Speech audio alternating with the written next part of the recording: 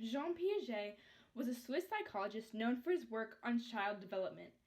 Piaget placed great importance on the education of children. He discovered that children think and reason differently at different periods in their lives. Therefore, he introduced a stage theory of cognitive development that led to a better understanding of thought processes. This was called the Sensorimotor Stage. He named it this because it includes senses as well as motor reflexes, which are the foundations of infant thought. The sensorimotor stage is the first of the 4 stages in Piaget's theory of development. It extends from birth to approximately 2 years old and is a period of rapid growth.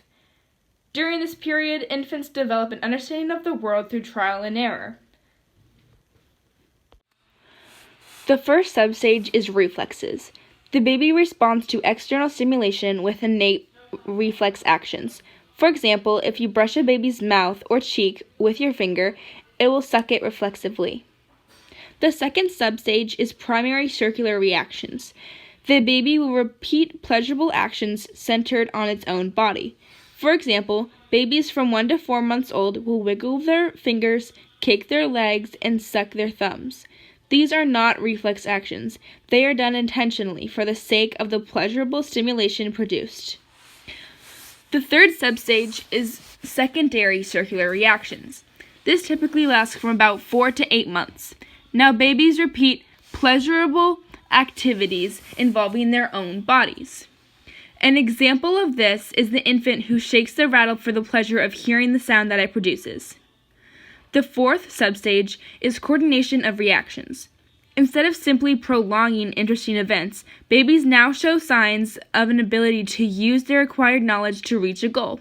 For example, the infant will not just shake the rattle, but will reach out and knock to a side any object that stands in their way of getting the rattle. The fifth substage is tertiary circular reactions.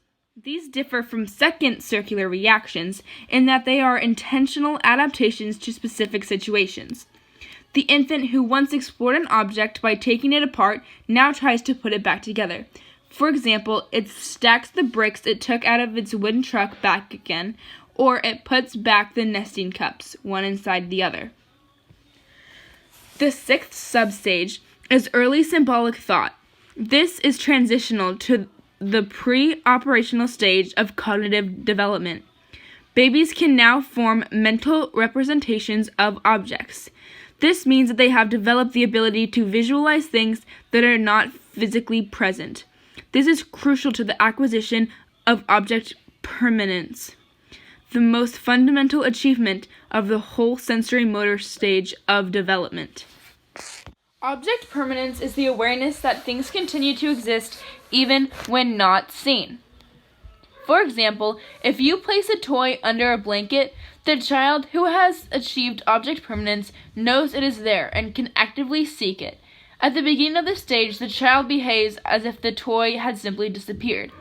The attainment of object permanence generally signals the transition of the next stage of development. Here are some questions you might have. 1. How do the first 2 sensorimotor stages illustrate primary circular reactions? Well, Piaget described the interplay of sensation, perception, and cognition as circular reactions, emphasizing that, as in a circle, there is not a beginning or an end, because each experience leads to the next, which loops back.